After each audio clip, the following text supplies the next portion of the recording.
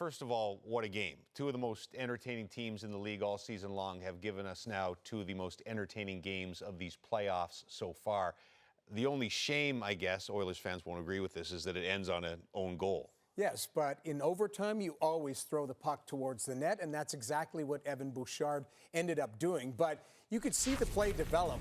97 wasn't going to be denied. You see the speed through the neutral zone. He gains the entry, kicks it wide, and then Draisaitl pops it back to Bouchard. A nifty little play, trying to find a lane for himself, throw it towards the net. Now, Zach Hyman was available on the back door, but Bouchard admitted he's just trying to get it towards the net. Any type of favorable bounce, it hits Ian Cole's stick and ends up in the back of the net. What amazes me about Connor McDavid, he's rushing up the ice and we see the blinding speed.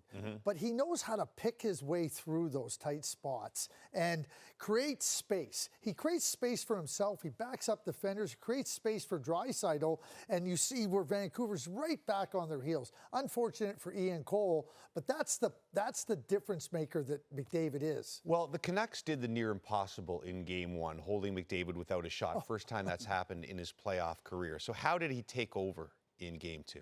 Because he's got an indomitable will. I mean, he's just not accepting of a subpar performance. I mean, you consider what happened in Game 1, not just to Connor McDavid, but to the entire Edmonton Oilers team.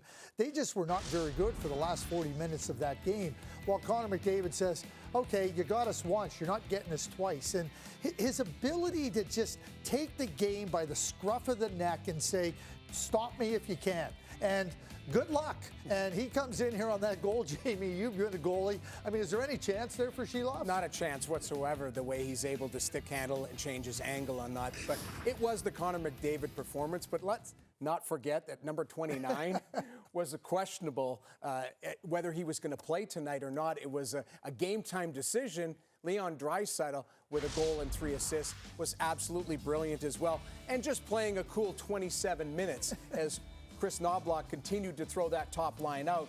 Leon Draisaitl, everyone knows he's not at 100%. It doesn't matter. He's an absolute horse. And you just talked about McDavid being, you can't stop him, unstoppable. Well, 29 was as well tonight in this game. Absolutely brilliant by the dynamic duo. It's amazing that Leon Draisaitl, game-time decision. We saw what he did a couple of years ago in the playoffs on a bad ankle. It's like, yeah, okay, I'm not 100%. Good luck stopping me. It'd be interesting if they leave them together, if he's better enough to go back, because they didn't get a ton from their other lines in this one. Really even game until that third period. And Artur Sheloff's, win or lose, this is an incredible story that he's writing here. And if that doesn't go off Cole's stick and the Canucks somehow find a way to win, this is edging in on hero legendary stuff for a kid. Well, we saw him be a hero last year in the World Championships for Latvia, leading them to a bronze medal. He was absolutely brilliant in the World Championships. I thought the decision to start him here really told you a lot about how much confidence Rick Tocchet has in Artur Sheloff.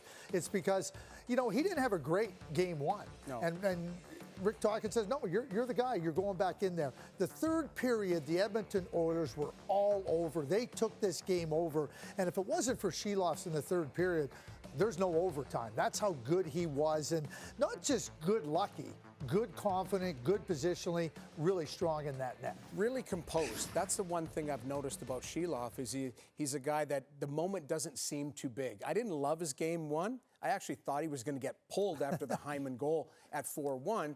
But they stuck with him. The team dug him out. They ended up winning. They come back with him. I thought he was fantastic. At the other end, Stuart Skinner is a guy that I think he got bailed out on the Zadorov goal because it's tough to sit there and not face a lot of shots. And a 2-2 game, this is a stoppable puck. Near the end of the second period, now you give the Vancouver Canucks and that building life. And you cannot allow a goal from this area. Yes, regardless if Cody Ceci touches it or not, you need to make that save. It's imperative, but Stuart Skinner settled in, made a couple of good saves in the third period. Wasn't pressed that much, but the team dug him out. Well, you watch what Nikita Zadorov. How good was he? Oh, boy, was he good. He's been really great and physical and engaged and everything. And certainly this has been a series with all the physicality and competitive spirit you can want. Tons of physicality, animosity, calls that both teams were upset about, particularly the McDavid high stick on Quinn Hughes, which was justifiable. Yeah. That was a bad miss there, but really sets up for a terrific rest of the series. The Oilers do something they did not do all season long. beat the Vancouver Canucks and claim home ice.